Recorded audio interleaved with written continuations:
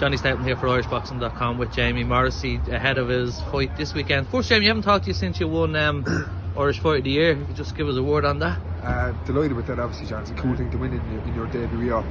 Other than that, it is what it is. It's time to push on now, so I'm looking forward to the next one. Yeah. Does anyone say it to you? Like, does anyone, even other people when they're interviewing you, do they bring it up just for our point of view? No? I suppose I bring it up, man. Yeah. Someone asked me how my first couple of fights go. I said, first one I got to stop is second one won Irish Fight of the Year. Something just when you see the names that we beat out for it, I'm delighted with that, to be quite honest.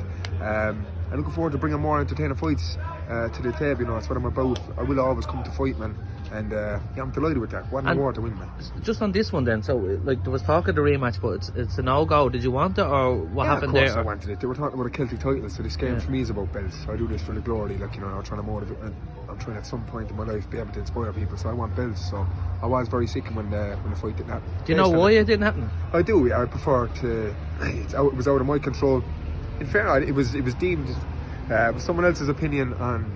You know, I'm not even going to get into it, because if it was about if someone said it about me, I'd nearly be a little bit embarrassed, and that man has no reason to be embarrassed. He's a warrior, so.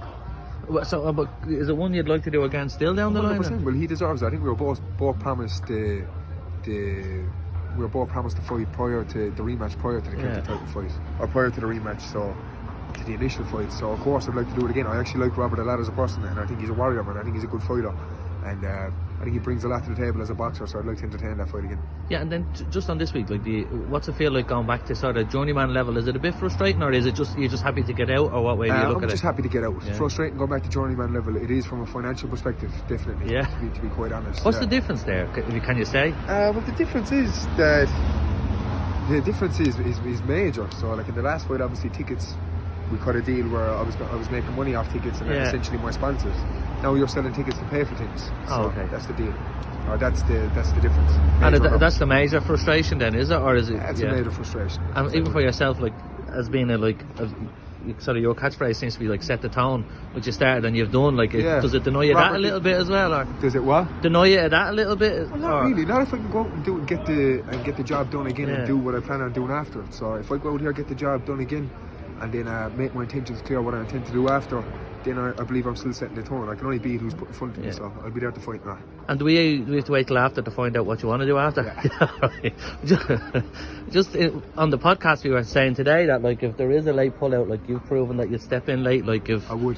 If someone's gone missing, and like Cronin and Reese Moore are on the bill, like, if something happens this week, could we fluke one of them? I haven't even thought about that, to be quite honest, but I would. No, I'm not trying to sound like I'm not trying to sound like someone who's fighting for millions, but we'd have to get the financial thing right. 100%. Finances have to be right, but definitely I'd step in. My course would. I proved that already, so I'm not spoofing. Yeah, and presumably, like, it's exciting to be in that division then, isn't it? It's a class division to be in at the minute, man.